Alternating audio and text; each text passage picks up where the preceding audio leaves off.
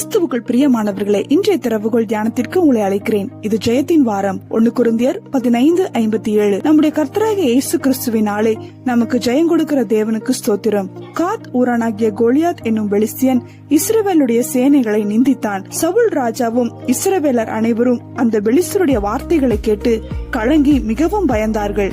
ஆனால் இளைஞனாகிய தாவீது கொஞ்சமும் பயப்படாமல் கோலியாத்திற்கு எதிராக அவனை நோக்கி, நீ பட்டயத்தோடும் ஈட்டியோடும் கேடகத்தோடும் என்னிடத்தில் வருகிறாய். ஆனால் நானோ நீ நிந்தித்த இஸ்ரவேலுடைய ராணுவங்களின் தேவனாகிய சேனைகளுடைய கர்த்தரின் நாமத்தினாலே உன்னிடத்திலே வருகிறேன் என்று சொல்லி ஒரு கல்லிலே கோலியாத்தை முறியடித்தான்.